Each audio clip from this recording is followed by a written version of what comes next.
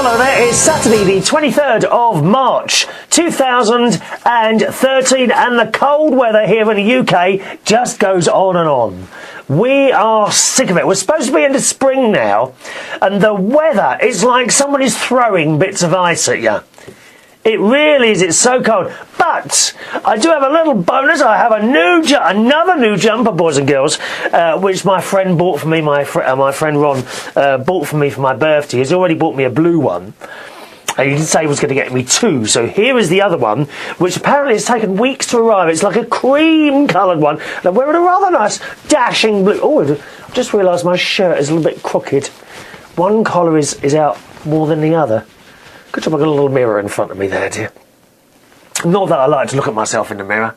I just want to point out now, unlike some of them, cool, have you seen some of them? Every time they go past it, the blokes are worse than the girls sometimes. They absolutely are. Girls, you don't see the men in the toilets, do you? They're at the mirror, doing their face and all this business. And then they come out looking exactly the same. It's like the ladies. Girls, what is it? When you go upstairs, you know, we're going out tonight, we've got to go and get ourselves ready. And they go upstairs into the bathroom. Chaps, you'll know exactly what I mean if you've got wives or girlfriends or anything like that. I've got to go and get ready. They disappear in the bathroom at 6 p.m. They come back down at 8:30 and they look exactly the same. Have you noticed that? Why do you bother? But some of the boys are the same. They're in that mirror. Every time they go past, they pluck an eyebrow, or they do a bit more hair, or you know. No one does that thing. Well, of course, when you were small, Mother did all this for you, didn't she? You know, if you saw a bit of dirt on your face, you wouldn't have to wipe it off. Mother would see it before you did. Or you know, and she'd go, "Come here," and they'd grab your arm. They go, they lick their finger and then rub that piece of dirt off your face. Oh, loving mothers. I miss mine. I miss my mum. Have you got a loving mother? Look after her then. You must look after her. Anyway, yes, so I've got this new cream-coloured jumper. Those of you with vision will like to look at this, of course. Lovely cream-coloured jumper. Very nice indeed it is. Similar pattern to the blue one that I've got. It's lovely and warm as I sit here on this, Friday morning recording this. I know you're watching this Saturday or after. I'm sitting here Friday morning and recording this, and I'm looking outside. And I'm thinking after I finish a show, I'm supposed to cycle to the swimming pool. Because I cycle to the swimming pool certainly during the weekdays, Monday to Friday, and it's not nice when that wind's on you. Oh no, I shall have a t-shirt on, I shall have a jumper on or a sweatshirt and a coat as well. Admittedly, you know, once all these things are done up and the wind blows, it doesn't get you, but still gets your face. Still gets your face. Oh, you get cold lips. I've actually got a little sore lip at the top there today due to dryness, due to going out in that cold wind. I've got a little bit of a dry lip today. My mate Ron is always putting things on his face and lip stuff. Walks around with one of those, and every now and again he can't stop it. You know, does his lips again. And I stop my lips getting dry. He likes to do a lot of grooming. He has his hair cut every other week. I have my hair cut about every 4 weeks because it's so short now. I had it cut this week, actually. It was the hairs were getting longer than 3 millimetres, and I can't have that, dear. I'm sorry. Trouble is, when you've got a really short haircut and it starts growing, it kind of puffs out a bit, you know? It does puff out a bit. Have you known that, chaps? Anyone else got a short haircut? I'll tell you someone who's got a short haircut. Joe Morris. Joe Morris, a very good friend of the show, and he's coming to the UK soon. Yes, he sent me this email. Let me see if I can find this for you now. Where are you, Joe? And he was asking... Oh, where is it now? Oh, it must be on the other system. Oh, don't say... I keep losing you. Oh, there it is. Joe Morris. Joe Morris is coming to London soon on Friday, the 17th of May. And he wants to know if, where is it now? If there are around London sightseeing tours. And I have recommended one of the old London buses, and they've got no roof on them. Right? can get a bit of cold in the winter. You can go downstairs as well, but on the top there's no roof. So they've got a guide up there with a microphone and does all that business and takes you around London. No, I don't think it's particularly cheap. It's about £25, but I think it's probably worth it. That's the sort of thing you want to do, Joe. And that'd take you around Big Ben and the Houses of Parliament and Tower Bridge and all that. Nice little trip. Might even be meeting Joe Morris while he's here. He was asking if I do any karaoke nights on a Friday, and I'm afraid not. No karaoke nights on a Friday. I do them Monday, Wednesday and Sunday. Alright, Joe? Sunday at Belushi's in Camden Town. Monday and Wednesday at Belushi's in Borough High Street. If you need any more information on those, do let me know, Joe. Okay? And I will be only too pleased to help. I will be. I was outside Thursday night. I must tell you, Thursday night. Oh my God, I put my foot in it, didn't I? I put my foot in it Thursday night. So outside this particular place that I was working, there's a girl who used to work there now, but she works somewhere else now. She's quite high up in the sort of bar industry, you know. She's not that old. She's about 20, about 26, 27, 25, 26, 27, somewhere around that age, I think. So she's standing there with this bloke, and I thought, oh, I haven't seen him for a while. And I'm like, oh, how are you? How are you doing with whatever I said? And he said, and he just looked at me, and she quickly whispered in my ear, this is a different one.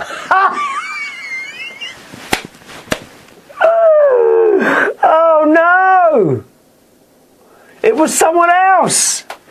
How embarrassing. Anyway, he didn't say anything, and I actually recovered quite quickly from it. I said, oh right, well, what do you do? And he told me, and I do something sort of along those lines. He was doing this particular job. I don't want to say what it was in case anyone knows him, you see. Oh my God, I just wanted to die. I really did. Not before I've recorded this show, incidentally. You know, who am I to deprive you of a few little words of knowledge and wisdom from me twice a week? It's not going to happen. I'll carry on as long as I can. But I just wanted to die. Anyway, this particular thing he does, I do as well. So I was quickly able to turn the whole conversation around. Oh, I do that. I do da-da-da-da-da-da-da. And a conversation got going. He didn't mention it. But I got the wrong one. Have you ever done something like that? She quickly whispered in my ear, no, this is another one. I've got to say, he's gorgeous. Absolutely stunning bloke. Stunning. Really nice man. I was just falling at his feet, dear. I really was. But he's not interested in us lads. He wants girls. He wants girls. Ugh, don't they all? All the good-looking men are straight, aren't they? They absolutely are.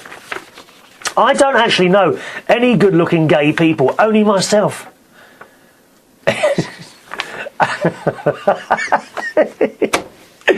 Email address if you want to join in at any time. It's Chris at unitedkingdomtalk.co.uk. If you're new to the show, welcome along. We don't take anything too seriously. Sometimes we touch on serious things. Usually it's fairly light-hearted fun, okay? And take what I say with a pinch of salt most of the time. Anyway, a little bit later on into the night, I went in and I was playing my music and I spotted her. I went out, oh, come and see me. Can you come up here a minute? I've got something to show you. And he was standing there. She left him at the bar and come into the DJ box. So, oh, I'm ever so sorry. I got the name wrong. Someone different. I've never even seen him before. Really nice man, though. I was jealous. So have you ever done anything like that? Gone round to see perhaps a friend and they're sitting there with their partner and you're not really sure who it is, but you think, oh, you better pretend that you recognise them. Say, oh, hello, how are you? Whatever, Jack. And I say, oh, it's not Jack. Oh, God. You've done anything like that? Then let me know on an email, please. My email address is chris at unitedkingdomtalk.co.uk. Chris at unitedkingdomtalk.co.uk. After that, I popped outside because there's a McDonald's nearby, and I often pop in there on this particular night whenever I'm doing some work after an hour or so to get myself a cup of tea. That's all I ever buy in there, tea, because the McDonald's tea is reasonably priced. I think it's 99 pence for a cup of tea, and it's not too bad. As tea goes, it's not too bad. And as I went in, I sort of, pushed that door open. The door closed behind me. I noticed a little note on the end of it. I thought, I wonder what it is. Must be something about litter dropping or anything like that, because that goes on quite a lot outside this particular McDonald's. And this note said, "Be careful of the small hole just outside the front door." Oh, yeah, you know what I'm like. I mean, I like to know what's going on. So I immediately looked back outside through the window. I couldn't see a small hole anywhere. So I then opened the door to be followed by another blast of cold air coming in. And I don't know why, I wanted to find this hole. So I'm looking down on the rather dirty pavement, bits of chewing gum stuck all over it. Oh, aren't people disgusting? How they spit out chewing gum onto the floor. You look at the streets of London, they're covered in stuck chewing gum to the floor. It's disgusting. Absolutely disgusting. I've never been a chewer, have you? They look like cows, don't they, walking down the road, most people. Footballers should ever have a conversation. Ever have a conversation with someone with chewing gum in their mouth all the time while you're trying to talk to them? It's disgusting. And then they spit it on the floor. Oh, God. Nasty. Nasty. Is there any truth in that rumour? If you swallow chewing gum, you die. I always remember, I'm sure, Mum telling me, or if you ever chew gum, don't swallow it because it'll wrap around your heart. Did your mum tell you that? Is that what happens if you swallow it? Does it wrap around your heart and slowly strangle you? Don't know. Anyway, so I'm looking outside. I can't find this hole anywhere. I looked forward and I looked back and I looked left and I looked right. No hole. I was quite disappointed, really. So I went back in, got my cup of tea, come back out, had another quick look. No, couldn't see a hole anywhere. It did say there's a small hole outside, please be careful. Can't see a hole anywhere. I was quite disappointed, to be honest. If it says something's going to be there, then you expect it to be there, don't you? No hole. Very disappointing. So that's that. Oh, was that cat? Hello, Katie. Here comes the cat. You coming in?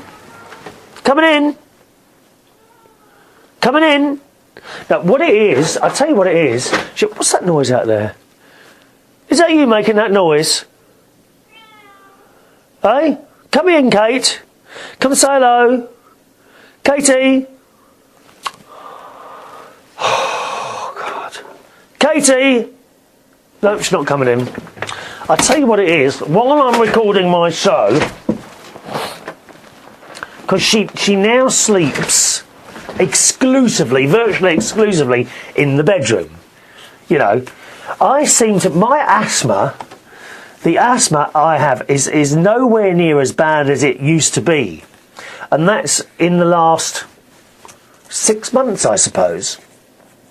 So the cat now sleeps with me, and, she sleeps right next to my head. She jumps on the duvet, crawls over, which is still scrunching at the moment because I've got the duvet protector on the duvet. Like a plasticky thing, because she dribbles a bit. And I keep having to throw away duvets and buy new ones. So I've got this duvet protector, but it makes a lot of a rustling noise whenever you move it.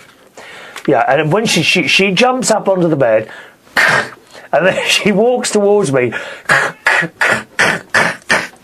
like that, and then settles by my head. We have a little bit of a stroke and a cuddle, and I generally fall asleep, and then she settles, and then she goes down. Have you got a cat?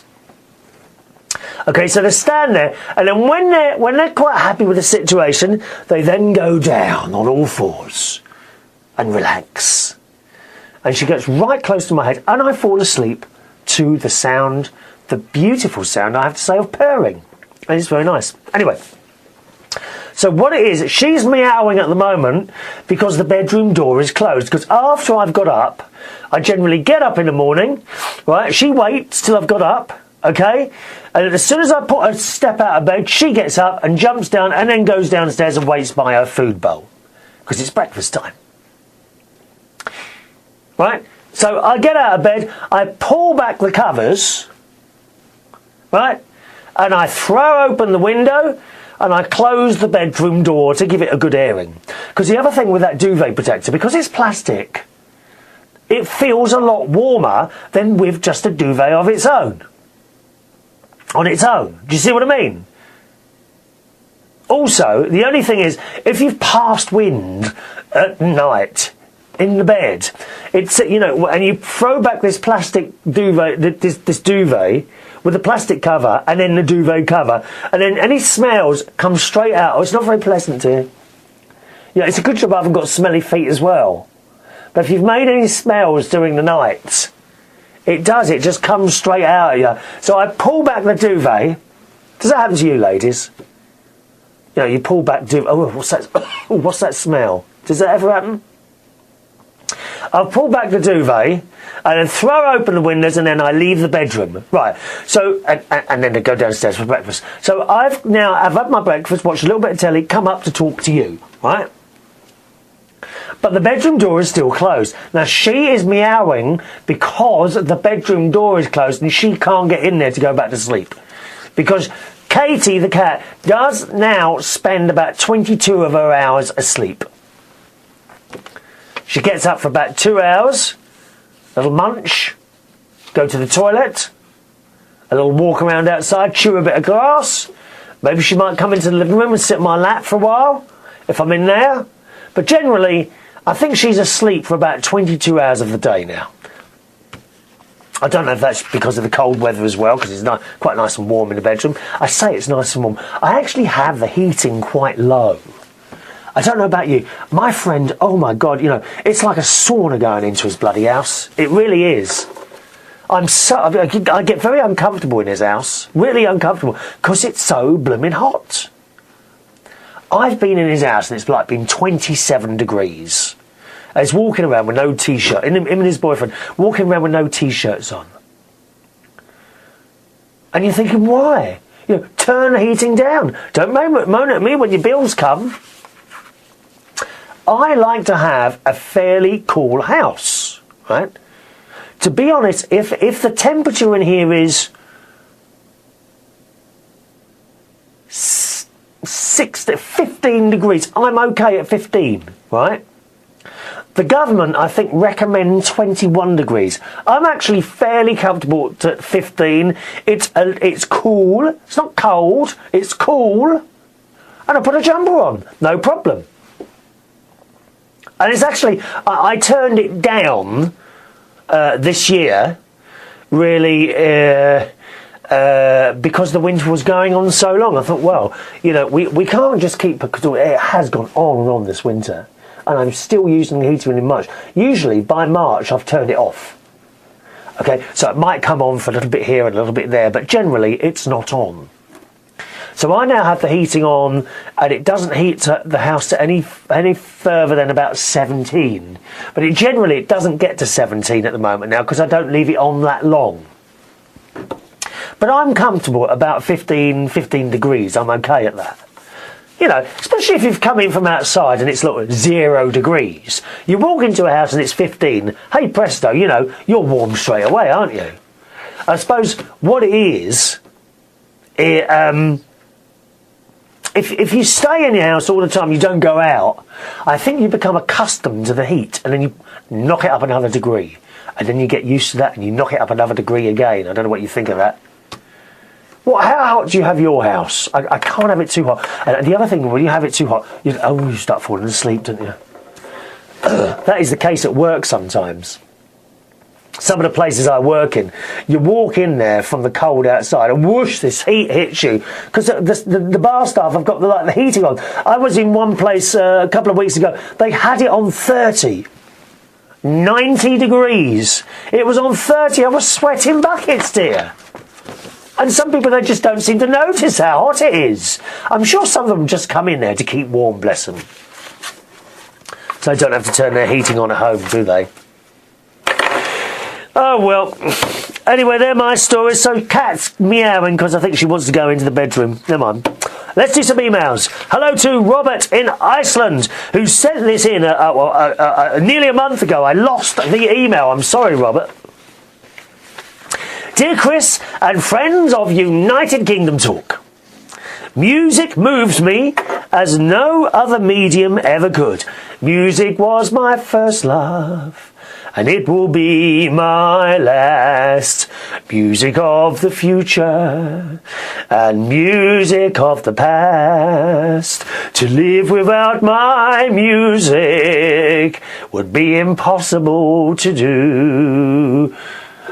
And if there wasn't trouble, my music pulls me through. Da, da, da. I didn't know some of the words there, you may have noticed.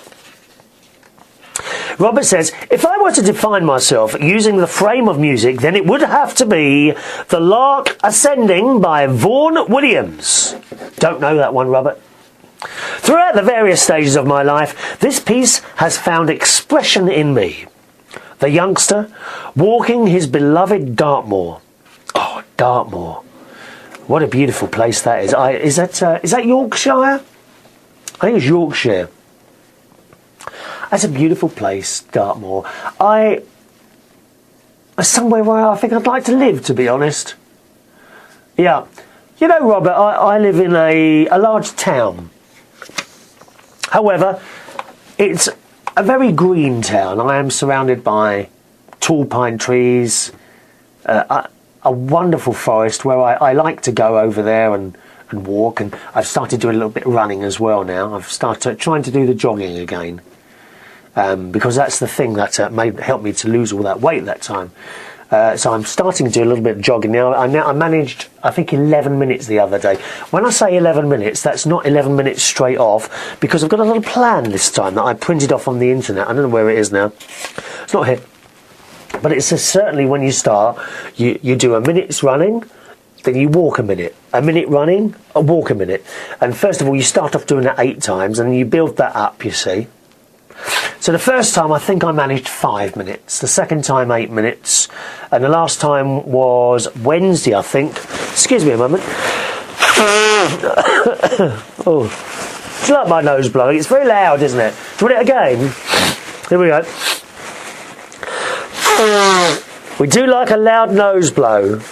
I do try not to do that in church. Yeah, I usually wait till they're singing a hymn and then I get it in tune to the music. Can you do that? Anyway, where was I now?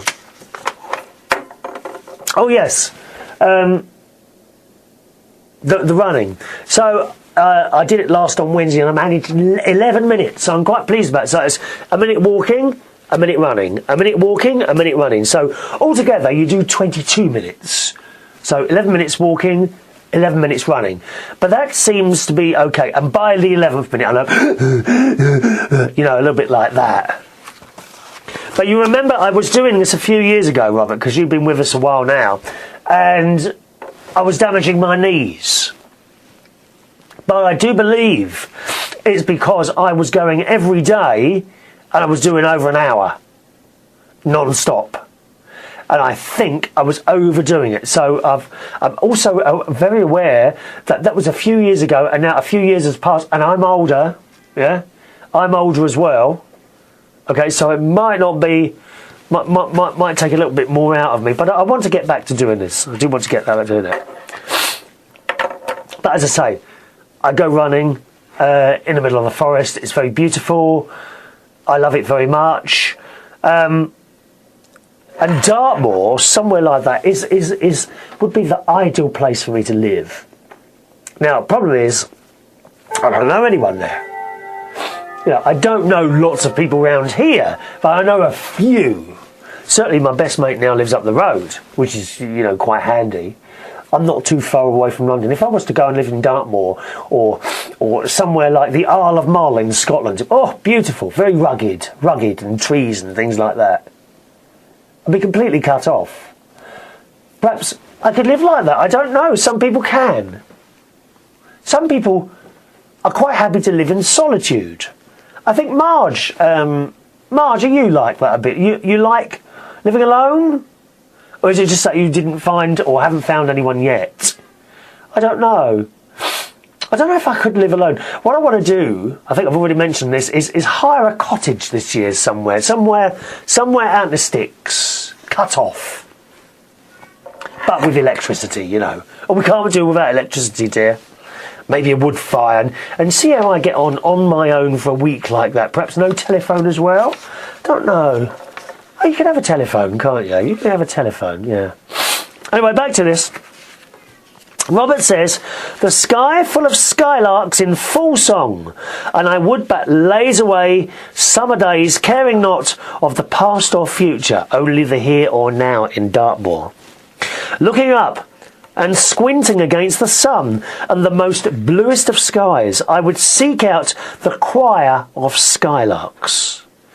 A rumble from my stomach would tell me that it was time to head home. And therein lies the quandary, for what is home? I belong to Dartmoor. My soul was born there. My soul grew up there, and my soul has never left there, and it never will. Many years would pass before I ever came close to that feeling, when soul and body were close to equilibrium. Returning with my family, I ventured onto the moor, and there, waiting for me, as I knew it would be, was my soul. However, this was not the time, for we both knew that I was a guest and had not come to stay. I would return to Iceland, and that would be that. I'm not unhappy in my other home of Iceland, far from it in fact.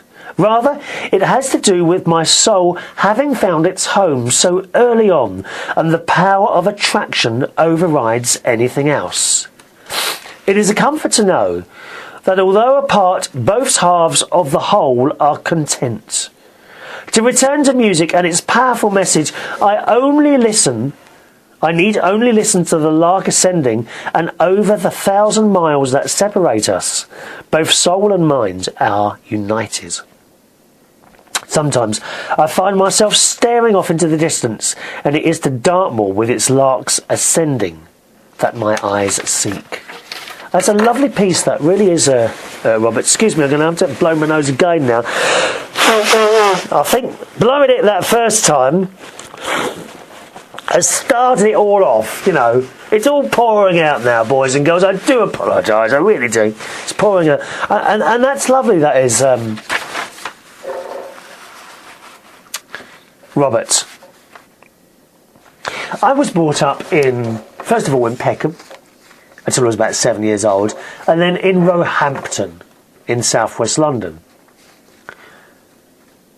And there was a place in Roehampton that I loved very much, Wimbledon Common. Putney Heath and Wimbledon Common. The two are kind of joined. And I spend a lot of time over there. I used to spend a lot of time over there, just walking, cycling. I think part of my soul is there as well. But I love it here. I love it here where I live.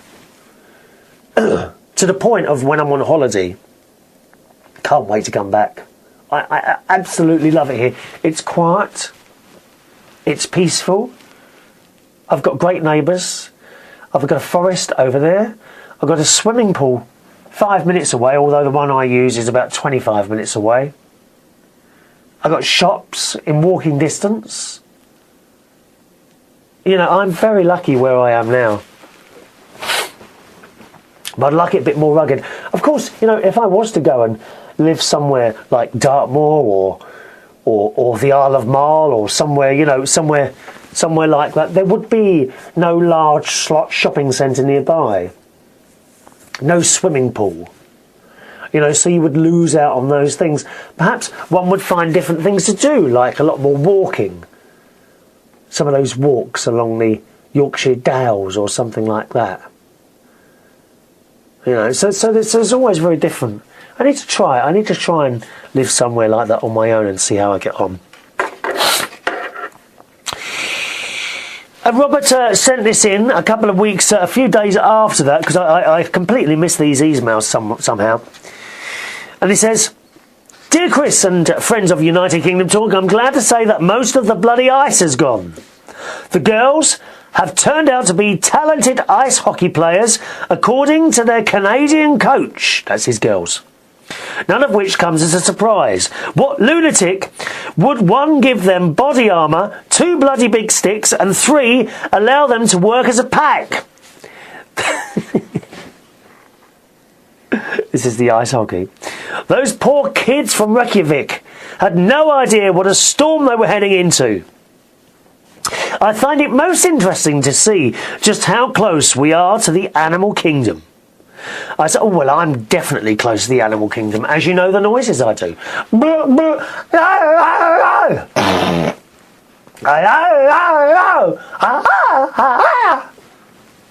I can do all the noises. Meow, meow, woo, woo, woo. I say this because, having just watched a natural history show about wolves, bow, oh, and the way they hunt their prey, well, it was similar to what I saw on the ice once again, and I am ashamed.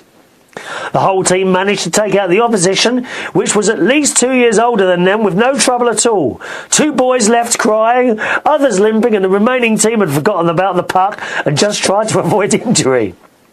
Which, in short, meant not getting in the way of our team.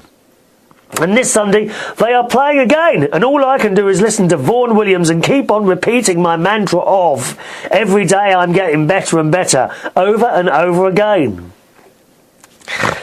I have created 2 of the 4 riders of the apocalypse. I am a gentle soul. I was a hippie in my youth. I like to pick flowers and have free... Well, you get the message, I'm sure. Can't bet anything's worse than me. But the children off the ice are sweet and kind. But the threshold of the ice, the entrance to the rink, is rather akin to crossing the River Styx. It is a place where the faint-hearted cannot survive. It is the field of battle. It is a land and time that Dante wouldn't know. That Dante would know. It's my life. It's my life. It's my life, my party. Have a nice day. Time for my pills and therapy again. Robert in Iceland. I do worry about you sometimes, Robert, dear. Now, don't you try and get on that ice. Okay? Don't you go on the ice as well. It's not good for you. Keep away from the snow and ice. We hate it. We hate snow and ice. Thank you. Ah, there she is. Lovely Vicky Gannon. Hello, Vicky. You're right, darling. Hi, Chris. You discussed... Oh, do you know what? Just remember, there's something on the internet that I saw the other day. No, I won't do that now. I've left that too late. But I noticed you can... I could record the show live, if you see what I mean. So I could you know, put it out there live as it's happened and record it and then put it up as a podcast later. Would you like me to do that, I wonder? Trouble is, I don't think I'd be able to stick... Yeah, I actually probably would be able to stick to a time. Say 10:30 on Friday mornings. How would that suit you? Would it be... Is there any interest? That's UK time, of course, in sitting in front of a computer at 10:30 on a Friday morning to watch the show being recorded live? Would that be of interest to anyone? You could join in on Skype as well. We did used to do it. We could try it again. Was anyone interested in that? Do let us know. Okay, Chris at UnitedKingdomTalk.co.uk. And that came into my head because Vicky used to watch it live when we did it live. Oh, 2 or 3 years ago now, I think. We did do the show live, but I was always having technical difficulties, and in the end I threw my hat up in the air and I actually stopped for a while because I was so fed up with things that went wrong. But we might be able to sort that out this time. What do you reckon? Do you fancy seeing the show live? It would carry on exactly as it is now, except you'll be able to see me record it live and possibly join in while it's going on as well, maybe by Skype. Do let us know what you reckon on that, okay? Chris at UnitedKingdomTalk.co.uk. Vicky says, hi Chris, you discussed getting good value for money in last Saturday's show, that's the 16th of March, and I understood exactly what you mean. It makes sense that the meal at the Jamie Oliver restaurant did not feel like a rip-off, even at the higher price, while the meal at Starbucks felt like you were being robbed. Well, I wouldn't even class it as a meal. You know. Vicky, it's like, you know, to me, McDonald's, Kentucky Fried Chicken, they are not I know they're now sold as meal, like meal deal and all this business. You go into a gas garage round here, you know, petrol, and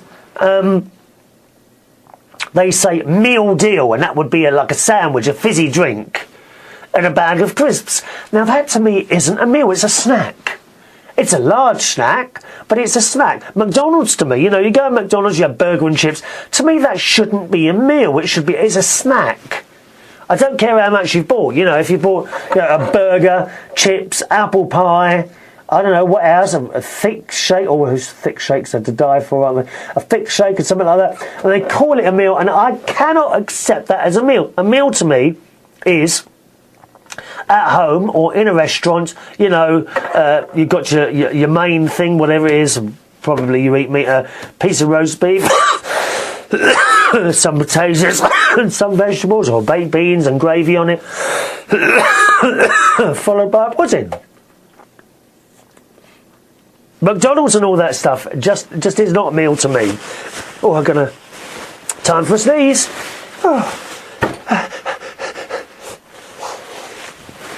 Oh, dear me. It's all happening in here, isn't it? But certainly, Starbucks. It's a couple of weeks ago now. One large tea, one medium mocha thing that Ron had.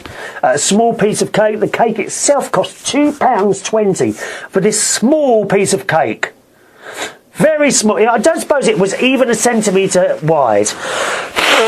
This piece of cake. Awful. Nice cake, don't get me wrong. Lovely piece of cake, just not much of it.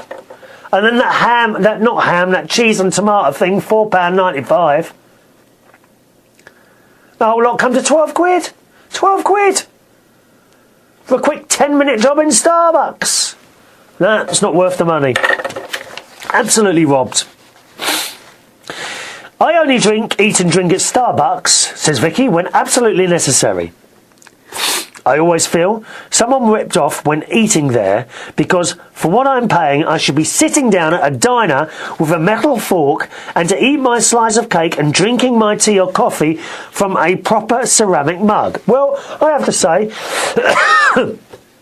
when you go in Starbucks, they do, you know, if you're drinking in, you do get a ceramic mug, you know, very large, and medium.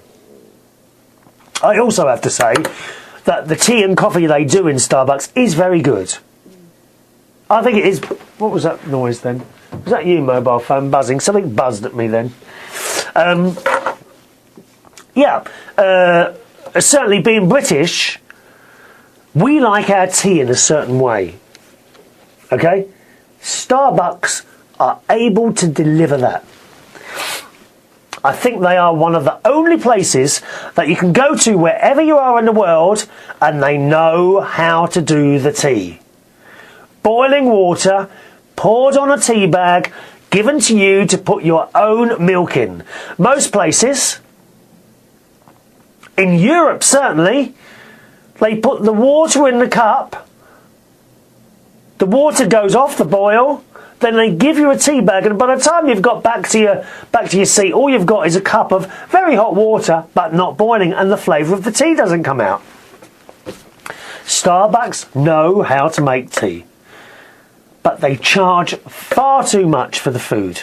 Far too much for a piece of cake. £2.20 for a piece of cake. I mean, do me a favour.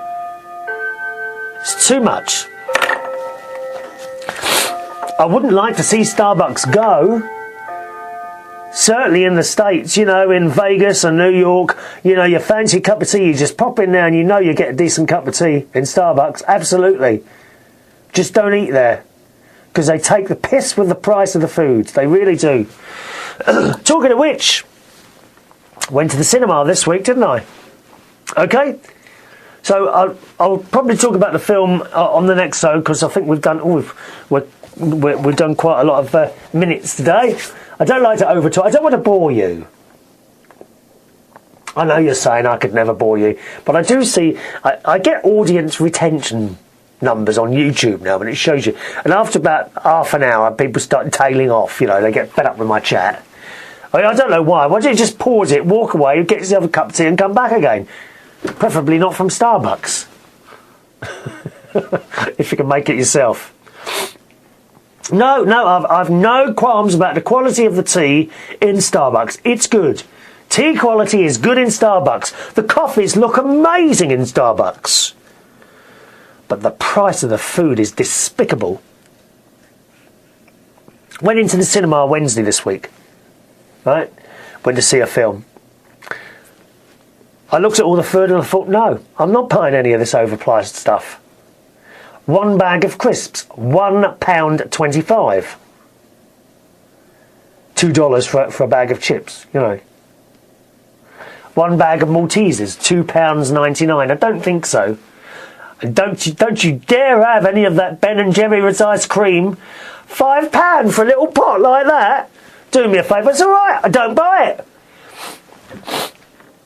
Before you say, anyone who works for Odeon Cinemas, before you say, well, you're not forced to buy it, I know I'm not forced to buy it, so I don't. You could have sold me all these things. You could have sold me a large popcorn, you could have sold me a bag of sweets, you could have sold me a bag of crisps, and you could have sold me a Coke. I would have been happy to pay for all those things, but not the prices you charge, so I don't. So don't say to me, well, you don't have to buy them. I didn't. So I didn't anyway. You don't need to tell me that. Right? Anyway, I bought, while I was there, I did buy a cup of tea in the cinema. It was £1.75. Now, in my personal mind, that's at the higher end of what I would expect to pay for a paper cup of tea. However, acceptable. Okay? Acceptable. I didn't think you were... Maybe I shouldn't say that. You know, because one of these bastards who works for Odeon Cinemas might be watching this now and think, oh, we're not charging enough for the tea. Mightn't they? Anyway. So, I got my cup of tea. And then Ron was with us, with his other half as well. And I looked away, and then when I looked back, she was pouring a Coke, and I don't think it was a large one. It looked like a medium Coke to me. And let me see, actually, perhaps I can look that up. Coke price Odeon. Prices at Odeon.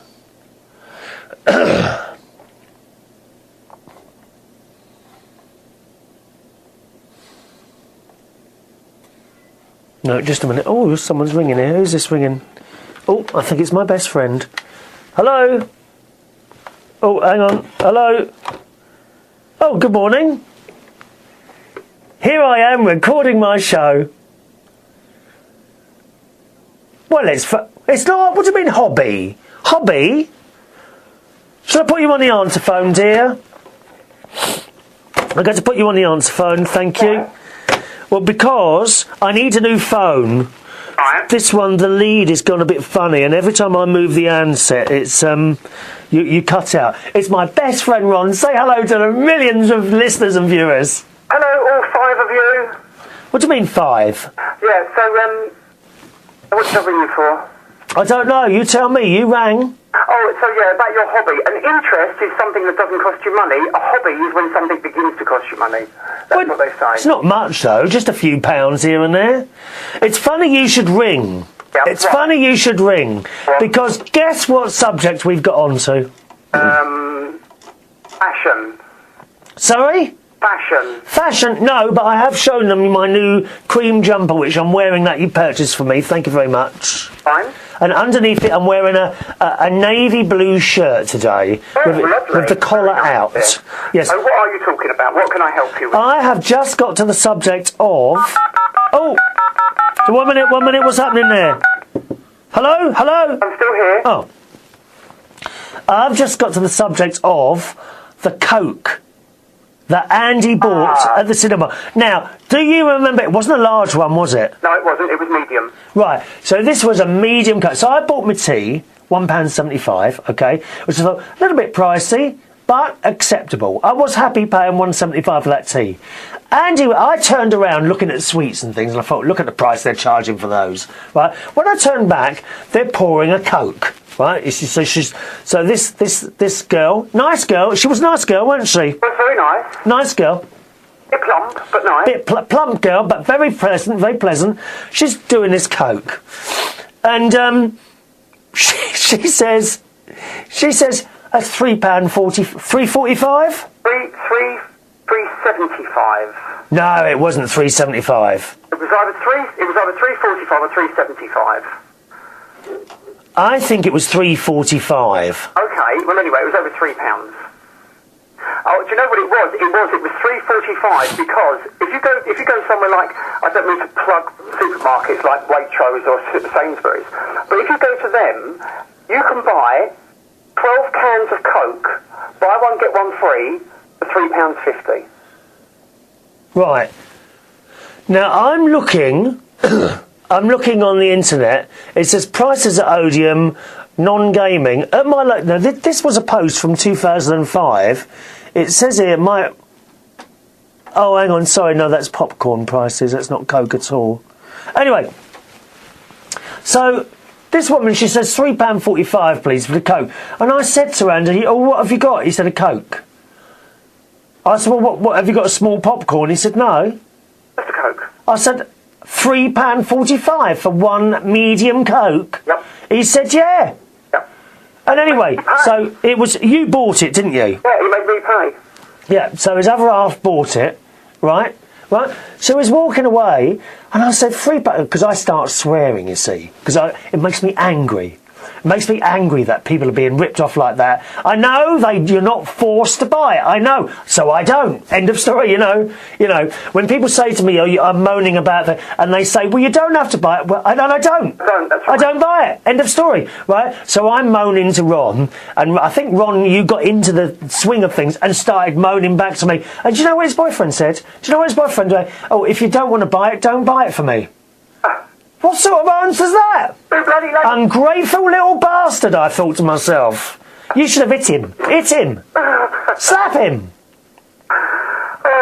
£3.45 for a medium Coke. Oh, no, I don't think so. Not me anymore. Don't think so. And all I buy in there, Ron, now is a cup of tea and that's it. If I take in sweet, you can easily get sweets or crisps in your pockets and things like that, can't you? Not like they search you. No, they were not searching it. However, we went to see this film. I'll tell you about it on the next show because I've done 50 minutes today, dear. Oh, have you? 50 minutes. So I'll tell them about the film later. But there was how many people in there? 7. Even 7. There was us, that young couple with a nice looking boy. So there was 3 of us. There was 7. 3, 4, 5. Yeah, 7. Yeah, there were 2 people to the right and 2 people to the left, weren't there? I didn't realise you was including us. Sorry? I didn't realise you was including us. Oh yeah, there were 3 of us sitting there, 2 to the right and 2 to the left. Seats. I got uncomfortable in that seat. Did you? No, not really. They're quite nice seats. I don't know why I get so uncomfortable in a cinema. They're not as good as the gallery seats that we normally go to in Greenwich. Oh, we don't go anymore. It's too much of an effort, dear. Do you know how long if we wanted to go and see that, we'd have to leave, like, for a 2 o'clock film, we'd have to leave at 10 in the morning to get there? Well, no, not really. It's only an hour. What, from here? Yeah. To Greenwich? Yeah. No, I don't think so, mate. You try it tonight. Go get in the car now and go. No, because I've got to go and take that car back and get my car. My car's ready. All right. Why are you ringing today? Fully functional. I can't remember now, dear. It's totally gone out of my head. Oh. So I'm going to go. I've got to go and get my hair cut, and then I'm going to. I've had my hair cut. Yes, you didn't even notice, did you? I did notice, actually. Well, you didn't say anything. I don't know why bother. So I'm going to go and get my hair cut, and then I'm going to take that car back, and then I'm going to my mother's for dinner. Oh, lovely, dear. Well, you have a nice day. I must tell you, I've just told the millions of people listening and watching. Last night, don't say her name because I don't want just in case you might find this. But there was a girl in there that we know very well. A lovely girl she is. We always get on very well with her. She doesn't work there anymore. She used to. Do you know what I mean? I know exactly. Right. Okay. You go. Keep quiet. Right. So she's standing there with the fella. Right. And I said to him, "Oh, hello, I haven't seen you for ages. How is going?" Something that he does. And then quickly she grabbed my arm and whispered in my ear, "No, it's another one." I mean, I can't bear people like that who have different boys in different clubs or... 4 or 5 boys. I didn't know. I didn't know she's not with that other one anymore. And I just wanted to die. But I recovered very quickly because I said, what do you do? And he told me, and it's something else that I do as well as the DJing and karaoke. So I was able to jump onto that subject quick, and I went on for about half an hour, and I think he forgot. Yeah, probably bored him to death. Yes. Yeah. Yeah. Well, anyway, you have a safe journey, and do try and keep the speed down in that little car of yours. I will do, darling, and you give me a call later. Thank you. Thank you much. Bye-bye. See you later. Bye-bye. Thank you, bye-bye. But are you working tonight? Oh, not with me, are you? No, dear. Okay, bye-bye. Bye-bye. Bye. There we are. How lovely for him to ring occasionally. You enjoy our phone calls, don't you? Back to the email, then. So that's, £3.45 for Coke. No. I will never buy anything in Odeon Cinemas from you again, dears. Anyone from Odeon watching or listening? I will never buy any more food or drink from you other than a cup of tea. And if you decide to put that tea up even more than that, £1.75, I might go as far as £2, okay? For a cup of tea. I might go as far as £2. Go over that, won't buy that either. It's not that the price of the cinema ticket was £11. That shocked me a bit. Because the last time I went to see a film, it was £7. That was James Bond, £7. And, well, how is it £11? Oh, it's in 3D. So I didn't know that. There is now a difference in the price if you go and see a 3D movie or a 2D one. It's outrageous. Absolutely outrageous. But there you go. That's how it is. Anyway, back to this. Sorry, Vicky, I'm going completely off the subject here. She's talking about wanting to drink tea or coffee from a proper ceramic mug. She says, in Starbucks, I'm not asking for fine china, but for the prices we pay, it should be more than paper cups and plastic forks. Yes, well, we get plastic forks. I hate plastic forks. You put the fork in and a bit breaks off. I really hate plastic forks. I hate them. Feel free to tell me if I'm being unreasonable, because I'm far across the ocean and I can't hear you. Well, I can speak louder if you want me to, dear. No, I totally agree. Mind you, the prices we charge, perhaps we should be drinking in fine china. The best, what is it, Worcester? Or who is it makes the china? What's that? Well, I can't remember now. Beautiful china with little hand-painted birds and things like that on there. The price we pay in Starbucks, it should be bloody fine china of paper cups, dear. Vicky says, a few years ago, marketing people had a term for lower-end products and high-end brand names, aspirational. So if a high-end designer, known for making £2,000 handbags, makes a lower-priced one for, say, $300, $2,000 handbags makes a lower-priced line for, say, $300, I should be glad to pay $300 for what is still an overpriced handbag because I'm buying a brand, a lifestyle, an image of what I aspire to be. They call it aspirational. I call it craziness. I call it taking the piss. I'm sorry, I do, Vicky. You do wonder what... They're full of it. Aren't they? Full of crap. They really are. In a similar vein, I think Starbucks figured out that their customers want to have an image of themselves as being well-to-do global types, ordering coffee in a foreign language. And their customers are so desperate to see themselves in this light, aspirational, they are standing on a long line to be overcharged for this cup of tea or coffee. The idea is that many of the customers will never save enough money or earn enough money to have the car of their dreams, but they can buy the same overpriced tea and coffee that those well-to-do types are drinking. Frankly, I'm surprised that Starbucks have kept as many customers as they have, considering the state of the economy. I guess you can chalk it up to the addictive powers of caffeine and the need to be human spirit to seek refuge from reality in a fantasy or daydream from what they might be.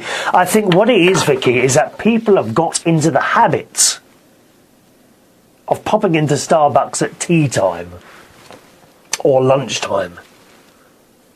or morning coffee. Oh, you come into Starbucks, right? They've got into that habit. A bit like smoking. Once you're smoking, difficult to stop. People that drink, you know, they become alcoholics, difficult to stop. I think going into Starbucks or McDonald's or Kentucky is exactly the same thing. It's a habit-forming thing. Difficult to break. Difficult to break.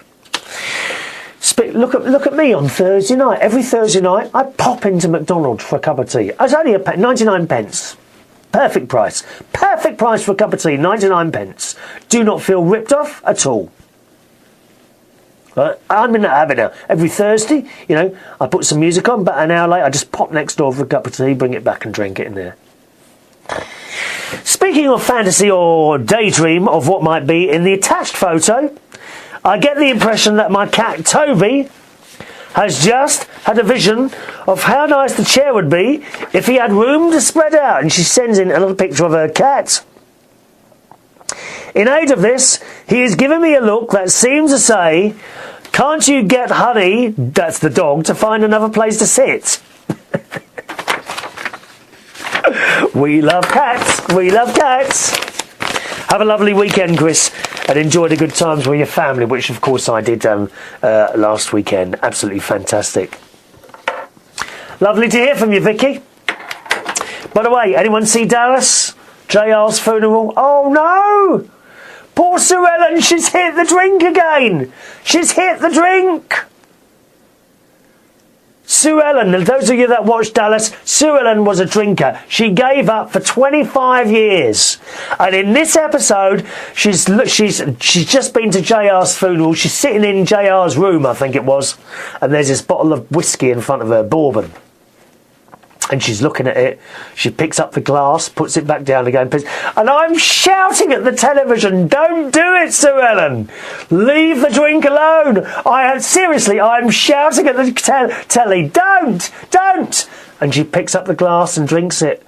And she has another glass and another glass. And she turns... Oh, no, it's before the funeral, wasn't it? Before the funeral. Then she turns up to the funeral and announces that she's still a bit drunk from last night. Oh, no. And then at the wake, Cliff Barnes comes in and says, "Oh yeah, I just want to check that he's dead. All these mourners are there. Just want to check that JR's dead. Look who's dancing on his grave." And I'm going, "Get out, Cliff, get out." I love it. I love Dallas. I hope they're going to renew it. I'm just concerned that it's not going to be renewed at the end of this series, certainly in the UK. The viewing figures on Channel 5 are abysmal. It's gone from 3 million when it started in September to just 340,000 here in the UK, of which I'm one, and I love it. And I should be so disappointed if it doesn't come back to the UK when there's a third series, if you have a third. I gather it's doing all right on TNT, the cable channel in the US. It's not doing well here at all. Just before I go, and I did mention this on the last show, last year at some point I mentioned somewhere where you could watch Dallas online for free, and I cannot find the show that I was talking about it to find the web address. Does anyone know what it was? Please let us know on the email, okay? Chris@UnitedKingdomTalk.co.uk. Well, that's it. Quite a long show. We've nearly done an hour today. Long show today. Thanks very much for watching and listening. I've got some emails here that we'll hold over to the next show. One from James, lovely Millie and Marge, and you too, boys and girls. If you want to send anything in for me to read out, please feel free to do so. I take great pleasure in reading your emails. It's Chris@UnitedKingdomTalk.co.uk. Chris@UnitedKingdomTalk.co.uk. You can follow me on Twitter as well if you want to. My Twitter username is Chris Reardon UK, and Facebook as well, facebook.com/Chris Reardon UK. I'll see you on the next show. Have a lovely weekend. Bye bye.